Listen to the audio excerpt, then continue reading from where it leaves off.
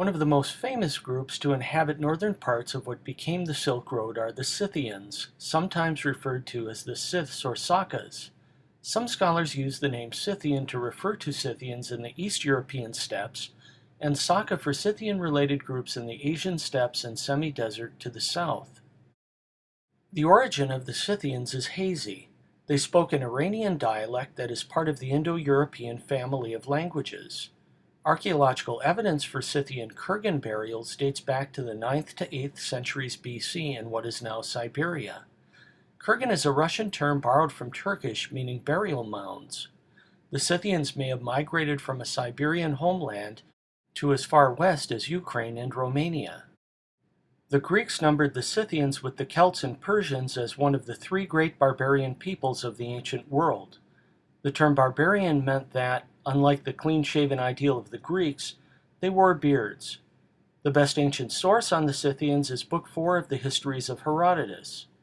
Herodotus wrote in the classical period of the 5th century BC. Rather than relying on rumor, Herodotus interviewed informants to write his account.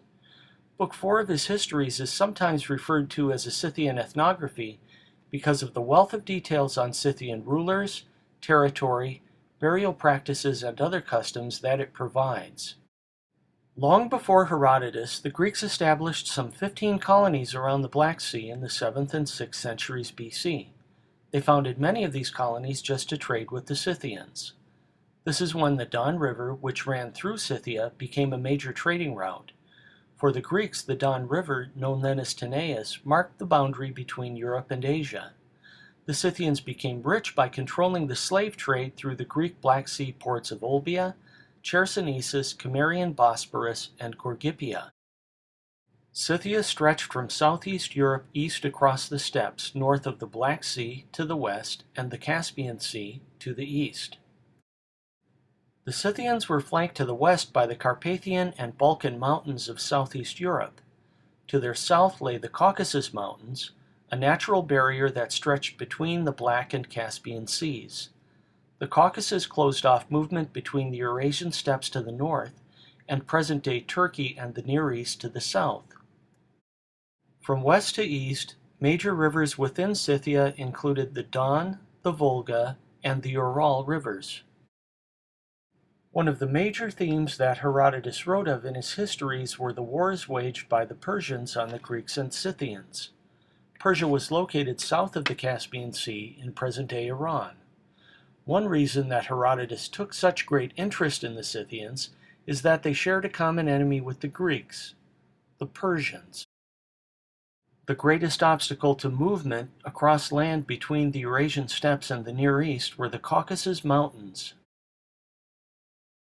The Great Caucasus mountain range spans the entire 700 miles between the Black Sea and the Caspian Sea and was one of the greatest natural barriers in the ancient world.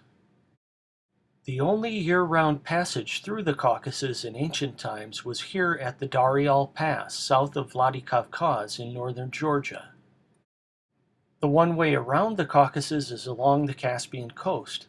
According to Herodotus, another famous steppe people, the Cimmerians, were native to the North Black Sea region. Herodotus wrote that in order to gain control of the coast, the Scythians chased the Cimmerians out of the steppes into present-day Turkey. Not knowing the Darial Pass, the Scythians may have tried to catch the Cimmerians along the Caspian shore. It appears that the Cimmerians escaped enslavement and ethnic cleansing by fooling the Scythians and entering the South Caucasus and Turkey through the Darial Pass instead of traveling on the Caspian coast. Besides the tendency to view them as savage barbarians, another problem in Scythian studies has been the opposite tendency to romanticize them as noble savages.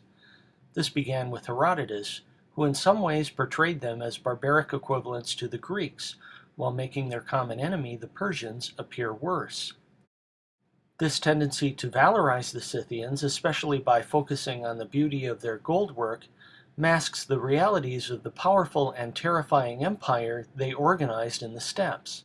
Herodotus may have commented on their lack of attachment to the land, but the war they waged with the Cimmerians is just one example of the imperial violence and terror they exercised to maintain control of their kingdom. In medieval times, a biblical tradition developed that cast the Scythians and a neighboring faction to their east, the Sarmatians, as descendants of Noah's son Japheth.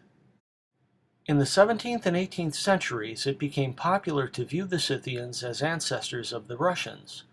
The Russians are a Slavic people whose roots were in the Baltic area to the west, not in Siberia, like the Scythians, who spoke an Iranian dialect, and the Turks.